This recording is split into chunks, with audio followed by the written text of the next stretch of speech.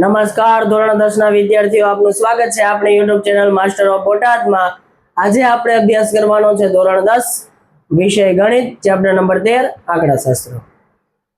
પહેલાના લેક્ચરમાં પણ કીધું હતું અને દર લેક્ચરમાં હું કહીશ કે આ ચેપ્ટર ખૂબ જ અગત્યનું છે। જો તમારે પાસ થવાની ગણતરી હોય તો આંકડાશાસ્ત્ર અને સંભાવના ચેપ્ટર ખાસ કરી નાખજો। આંકડાશાસ્ત્રની અંદર કોઈ પણ દાખલો અઘરો આવતો નથી। એક ખૂટતી આવૃત્તિમાં કદાચ તકલીફ પડે, બાકી બધા દાખલામાં જો તમને સરવાળો, બાદબાકી, ગુણાકાર, ભાગાકાર આ ચાર વસ્તુ આવડતી હોય તો દાખલો તમને આવડે છે। બરાબર। હવે આપણે આંકડાશાસ્ત્રમાં મધ્યકના દાખલાની શરૂઆત કરી હતી। ગયા લેક્ચરમાં આપણે એવો દાખલો જોયો હતો કે જેની અંદર મધ્યકની ત્રણ રીતથી આપણે દાખલો ગણવાનો હતો। સીધી રીતથી, ધારેલ મધ્યકની રીતથી અને પદ વિચલનથી। બરાબર। ત્રણમાં આપણે જોયું હતું કે જવાબ કેવો આવે છે? સરખો।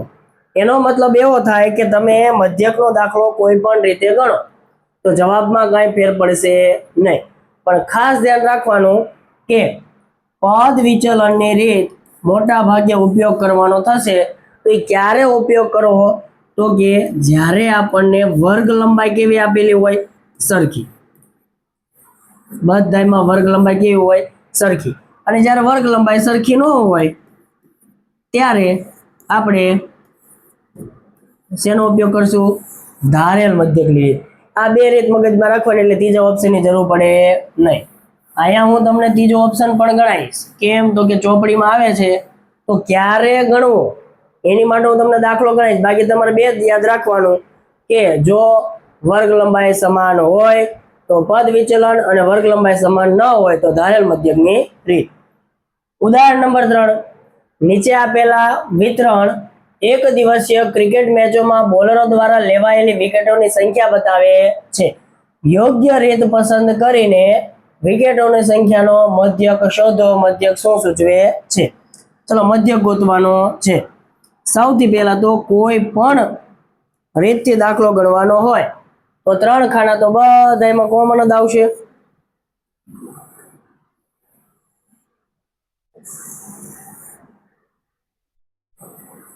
એક તો વર્ગ, આવૃત્તિ, મધ્ય કિંમત। ચાલો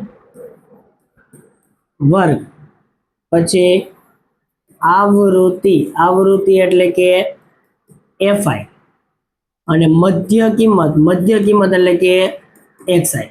કોઈ પણ રીતનો દાખલો હશે તો આ ત્રણ ખાના કમ્પલસરી આવશે। બરાબર। હવે તો કે જે તમને પહેલું ખાનું આપ્યું છે એને પહેલામાં લખવાનું પણ ઊભું, બીજું ખાનું આપ્યું છે એને લખવાનું બીજા ખાનામાં પણ ઊભું।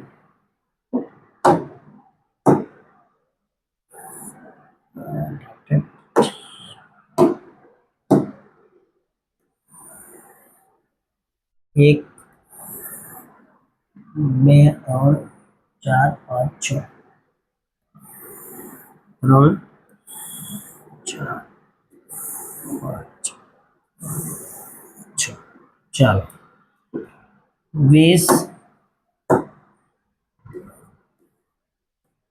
60, 60, 100, 100, 150, 150,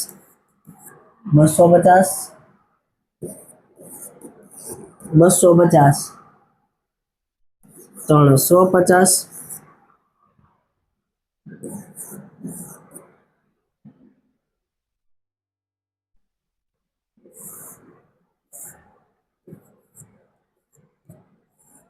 350, 450। આવૃત્તિની વાત કરીએ 7, 5, 16, 12, 2, 3। હવે તો કે આપણે બધાની વર્ગ લંબાઈ જોઈએ તો અહીંયા કેટલો ગેપ છે? 40 નો। અહીંયા કેટલો ગેપ છે? 40 નો। અહીંયા 50 ગેપ જુદો પડ્યો। એટલે આ કઈ રીતથી આપણે દાખલો ગણશું? તો કે ધારેલ મધ્યકની રીતથી। બરાબર। ધારેલ મધ્યકની રીતમાં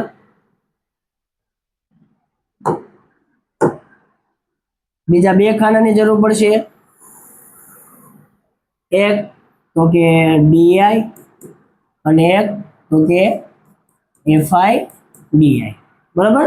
ધારેલ મધ્યકની રીતમાં ઓલામાં મિક્સમાં હતો એટલે કદાચ ખબર ન પડી હોય તો આની અંદર કઈ રીતના ગણવો એ જોઈ લેજો કે ધારેલ મધ્યકની રીત હોય કે પદ વિચલનની હોય કુલ કેટલા ખાના ગાળવાના 5. આ ત્રણ બધાયમાં સરખા આવે.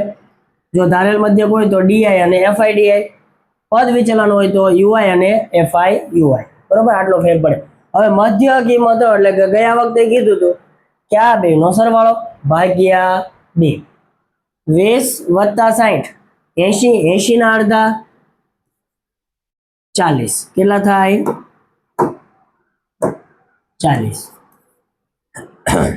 160 ના અડધા 80. 250. 250 ના અડધા તો કે 240 હોત તો આપણે કેટલા લખ્યા અડધા? 120 એટલે 125. પછી 300 ને 400, 400 ના અડધા તો કે 200. પછી 600 ના અડધા તો કે 300.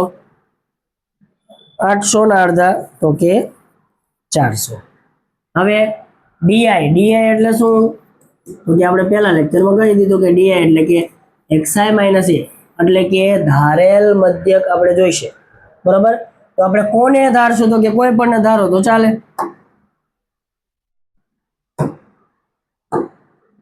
ચાલો, અહીં વચ્ચેથી કોઈને ધારું, માની લો હું આ 200 ને ધારું છું તો જે એ આવે એની સામે શું મૂકી દેવાનું? 0. સમજાણું? હવે તો કે 200 માંથી 125 કાઢું તો 75. 200 માંથી 80 કાઢું તો 120. 200 માંથી 40 કાઢું તો 160. હવે હકીકતમાં આવે શું? તો કે xi - a એટલે કે 40 માંથી 200 કાઢવાના હોય એટલે જવાબ કયો આવે? માઇનસ. પણ તમારે ખાલી મગજમાં શું યાદ રાખવાનું? તો કે 0 ની ઉપરની સંખ્યા માઇનસ લખવાની, 0 ની નીચેની સંખ્યા પ્લસ. બરાબર, તો હવે 300 માંથી 200 કાઢવી તો 100 પણ કેવા? પ્લસ. 400 માંથી 200 કાઢીએ તો પ્લસ 200. બરાબર. હવે એફઆઈ ડીઆઈ એટલે કે એફઆઈ અને ડીઆઈ બેનો શું કરવાનો? ગુણાકાર. ચલો, માઇનસ માઇનસ માઇનસ 16 ગુણ્યા 7 કરીને ભાઈ વાય 0 મૂકી દેવાનો. બરાબર, એટલે શું થાય છે? 16 + 7 102, 112. ચાલો ગુણાકાર કરી લઈએ. નો આવડે તો ફાંકો નહીં રાખવાનો. 112 ની વાય 0 એટલે કે 1120. 12 પંચા 60. 12 પંચા 60. વાય 0 એટલે 600. 75 ગુણ્યા 16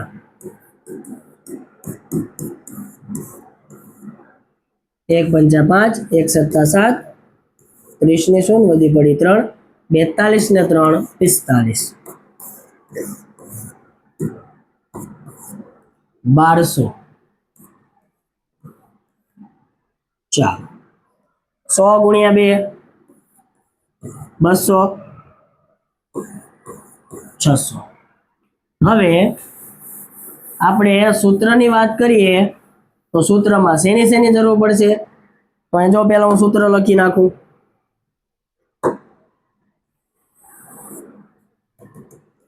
કે x બાર બરાબર a વત્તા સિગ્મા fi di છેદમાં સિગ્મા fi. એટલે કે એની જરૂર પડશે તો કે એ આપણી પાસે છે. સિગ્મા fi di એટલે કે આનો શું કરવાનો? સરવાળો. હવે એનો સરવાળો મેં તમને ગયા લેક્ચરમાં કીધું તો કેવી રીતના કરવાનો? તો કે પહેલા માઇનસ વાળાનો સરવાળો કરી નાખવાનો અને પ્લસ વાળાનો સરવાળો કરી નાખવાનો. અહીંયા કેટલા થાય છે? 800. અહીંયા 1200 600 1800 ને 1100 2900 એટલે કે માઇનસ 29 20. 2900 ને 20. બરાબર. હવે મોટો કોણ દેખાય છે તમને?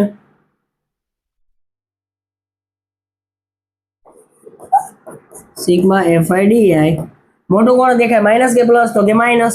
તો જવાબ લખશું આપણે માઇનસ 2920 માંથી 800 બાદ કરવી એટલે કેટલા વધે 2120. ચલો FIDI મળી ગયું. બીજું આપણે શું જોઈશે તો કે સિગ્મા FI ની વાત કરું તો કે FI નો સરવાળો અહીં રકમમાં આપણને ઉપર આપી દીધું હોય તો સરવાળો કરવાની જરૂર નથી, અહીંયા નથી આપ્યું તો આપણે કરવો પડશે સરવાળો.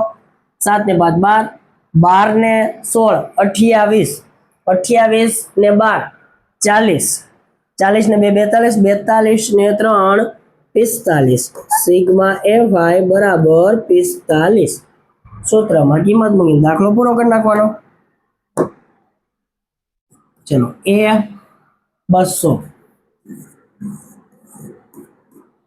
સિગ્મા FIDI માઇનસ 2120 એટલે કે 2120 છેદમાં 45 ભાગાકાર કરી નાખવાનો રફકામાં 2120 ભાગ્યા 45, 45 એકા 45, 45 દો 90. જો પેલા હે ને ઘડીઓ લખી નાખી એટલે સરળ રહે. 45 એકા 45 દો 45 તરે 45 ચોક 45 પંચા 45 છક, પછી જરૂર પડે તો લખશું આ 45 90. 15 નો પાંચડો વધી પડી 1, 12 ને 1 13 135. 20 ની શૂન્ય વધી પડી 2, 16 ને 2 18 180. પછી 25 વધી પડી 2, 20 ને 2 22 225. 0 વધી પડી 3, 24 ને 3 27. ચાલો અહીંયા છે 212 તો કયો ભાગ આવશે? આ વધી જાય છે એટલે 4 180 2 3 32 વધ્યા. કેટલા વધ્યા? 32 ઉપરથી ઉતાર્યો 0 320. હજી આગળ એક ચેક કરી લેવી સત્તા કેટલા થાય છે. 35 નો પાંચડો વધી પડી 3, 28 ને 3 31. 315 એટલે ઈ ભાગ આવશે તો કે 7 315. કેટલા વધ્યા? 5. આ 1 0 મેં મૂક્યો એટલે 45 એકા 45. કેટલા વધ્યા? તો કે 5. 1 0 મૂક્યો તો 45 એકા 45. 5 એટલે અહીંયા શું આવશે? 1. બરાબર. તો ત્રીજો આંકડો જો 5 કરતા નાનો હોય એટલે કે અહીંયા 5 કરતા નાનો તો આપણે શું લઈશું? આપણે 47.11. શું લઈશું આપણે? 47.11.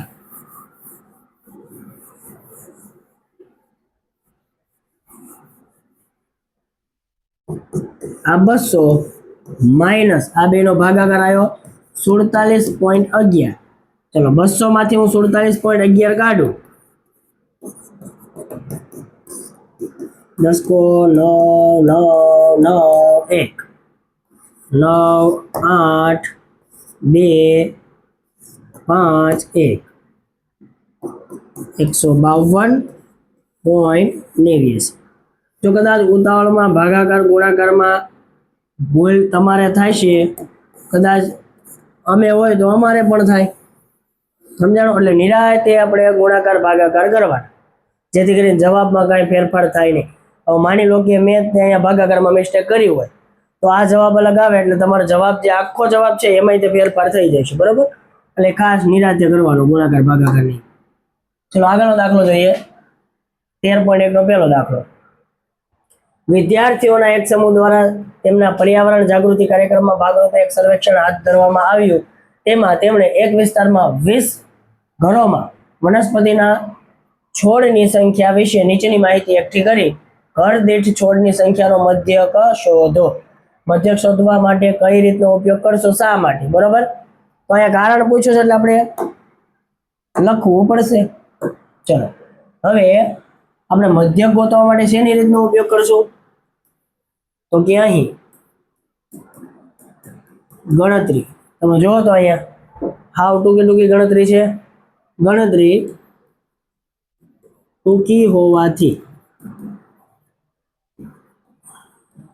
સીધી રીતથી મધ્યક શોધશું. પરીક્ષામાં આવું ન પૂછો કે કઈ રીતના મધ્યક ગોતશો ને શા માટે ને એવું, બરાબર. એમાં ડાયરેક્ટ એમ હતો કે મધ્યક ગોતો અથવા તો મધ્યસ્થને બહુલો, બરાબર. ચલો અહીંયા આપણે સીધી રીતનો ઉપયોગ કરશું. સીધી રીતનો ઉપયોગ કરવી તો કેટલા ખાનાની જરૂર પડશે? તો કે એક તો વર્ગ આવૃત્તિ એની તો જરૂર પડશે જ તે. ચલો વર્ગ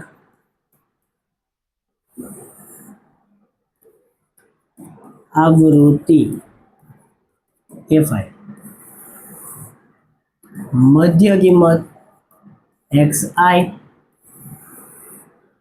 હવે તો કે સીધી રીતથી મારે ગણવું છે તો એનું સૂત્ર હું અહીંયા લખી નાખું એટલે તમને આઈડિયા આવે કોની કોની. જો સૂત્ર ખાલી તમે પાકું કરો ને તો ખબર પડી જાય કે કોષ્ટકમાં કોની કોની જરૂર પડશે. x બાર બરાબર સિગ્મા fi xi છેદમાં સિગ્મા fi, એટલે કે fi xi ના ગુણાકારની જરૂર પડશે.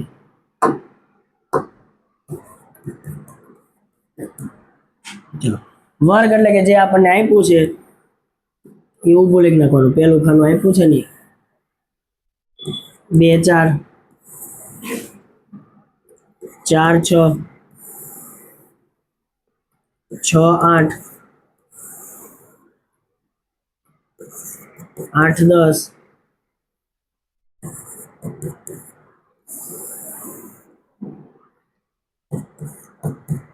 10 12 12 14.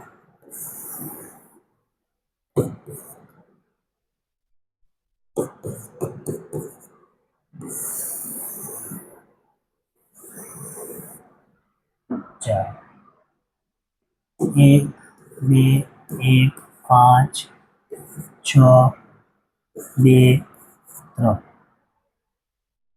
સૌથી પહેલા તો જો અહીંયા આવૃત્તિનો સરવાળો કરવો નહીં પડે. કેમ તો કે કહી દીધું છે કે 20 ઘર છે. કેટલા છે? 20 ઘર. એટલે આનો તમે સરવાળો કરો તો શું આવશે? 20 5 ને 10 7 ને 3 10 એટલે સિગ્મા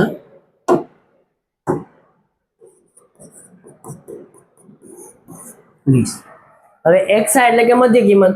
હવે જો કન્ફ્યુઝનમાં ન રહેતા હજી હું કહું છું કે અહીંયા વર્ગ લંબાઈ સરખી છે તો તમે પદ વિચલનથી દાખલો ગણો તોય ચાલે, પણ એ આપણને પૂછ્યું કે મધ્યક ગોતવા માટે યોગ્ય રીત કઈ અને શા માટે?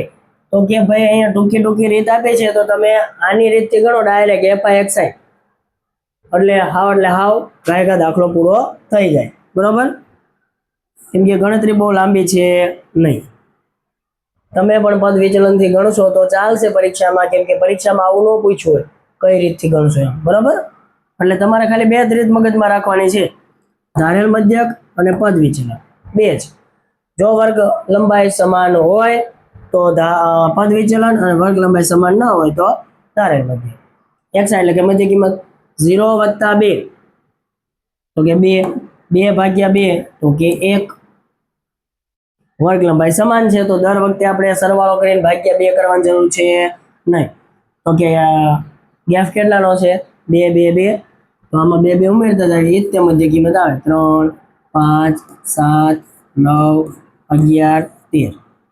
fi xi એટલે કે આ બેનો ગુણાકાર 1 1 1 2 તારી 6 5 1 5 35 54 22 13 તારી 39. સરવાળો કરીએ. 9 ને 2 11 11 ને 4 15 15 ને 5 20 20 ને 5 25 25 ને 6 31 31 ને 32 32 નો બગડો વધી પડી 3 3 ને 3 6 6 ને 5 11 11 ને 2 13 13 ને 3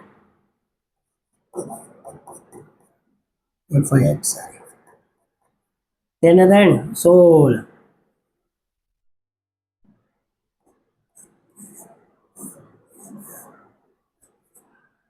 એટલે કે સરવાળો કેટલો આવ્યો? 162. સૂત્રમાં કિંમત લખીને દાખલો પૂરો કરીએ. ચલો સિગ્મા fi xi એટલે કે એનો સરવાળો કેટલો આવ્યો? 162. સિગ્મા fi તો કે 20. હવે જો અહીંયા 2 વડે ભાગ હાલે છે તો હું પેલા 2 વડે ભાગ આંકી નાખું એટલે ભાગાકાર આપણે કરવો નહીં એમ. 81 81 ના છેદમાં 10 માટે x બાર બરાબર 8.1. સમજાણો? ભાગાકાર કરવાની જરૂર નથી, મગજ વાપરવાનું. આગળ વધીએ. દાખલા નંબર 2. એક ફેક્ટરીમાં 50 કારીગરોના દૈનિક વેતનના નીચે આપેલા આવૃત વિતરણનો વિચાર કરો. યોગ્ય રીતનો ઉપયોગ કરીને કારખાનાના કારીગરોના દૈનિક વેતનનો મધ્યક શોધો.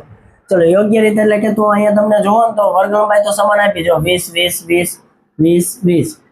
તો તમે પદ વિચલનની રીતથી દાખલો ગણી શકો, બરાબર. પણ બીજું એક કારણ શું તો કે ગણતરી કેવી આપી છે?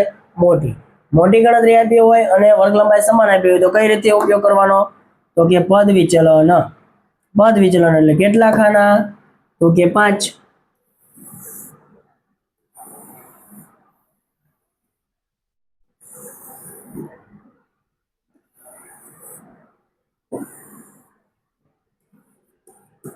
વર્ગ આવૃત્તિ એટલે કે FI, પછી મધ્ય કિંમત XI, પછી UI,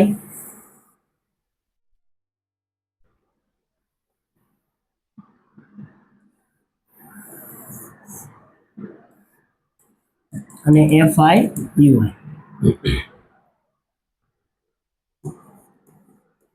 500 થી 520, 520 થી 540, 540 થી 560, 560 થી 580,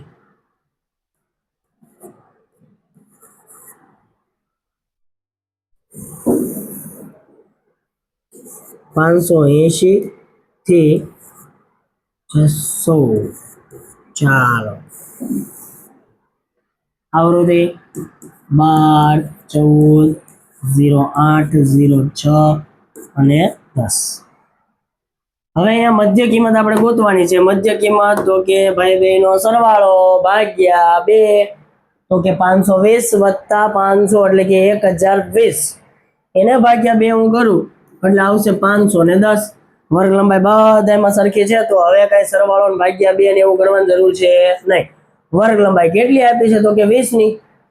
તો આ બધામાં 20 20 ઉમેરતું જવાનું. 530, 550, 570, 590. હવે આપણે પદ વિચલન કે ધારેલ મધ્યકની રીતે ગણવાનું હોય તો આપણે XI માંથી કોઈને એ ધારવો પડશે. 550 ને હું એ ધારું,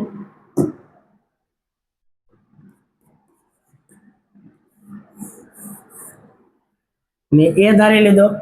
તો એ હોય, જો બીજા લેક્ચરમાં મેં તમને શીખવાડ્યું છે કે શું લેવા અહીંયા 0 આવે ને 1 2 3 4 5 આવે, બરોબર.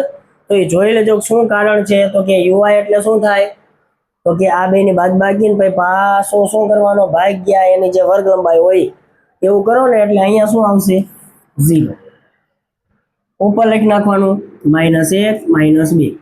UI ની અંદર કઈ રીતના લખવાનું તો કે જે એ ધાર્યો હોય એની સામે લખવાનું 0, ઉપર -1 -2 -3 -4, નીચે +1 2 3 4 જે આપ્યું હોય ત્યાં લખી, બરોબર. હવે તો કે ગુણાકાર કરીએ. FI એટલે કે આનો અને આનો ગુણાકાર કરવાનો છે. 12 દુ 24 પણ કેવા? માઇનસ. 14 એકા 14 પણ કેવા? માઇનસ. 8 ગુણ્યા 0 એટલે 0. 6 એકા 6, 10 દુ 20. માઇનસ વાળાનો સરવાળો કરી નાખવાનો તો કે 38. પ્લસ વાળાનો સરવાળો કરી નાખવાનો તો કે 26. હવે મોટો કોણ છે તો કે માઇનસ. તો એ સિગ્મા FI UI આવશે આપણા માઇનસ. હવે બાદબાકી કરી નાખવાની. 38 માંથી 26 જાય તો 12. ચલો, એ મળી ગયું. હવે આનો સરવાળો કરવો પડશે કે આપ્યો છે. કેટલા આપ્યા? 15. અને શું કીધું? 15 હું 50 કારીગરોનો દૈનિક વેતન. તો અહીંયા આપણે સરવાળો કરવાની જરૂર નથી, ડાયરેક્ટ લખી નાખવાનું સિગ્મા FI બરાબર 50. સૂત્ર લખવાનો, દાખલો પૂરો.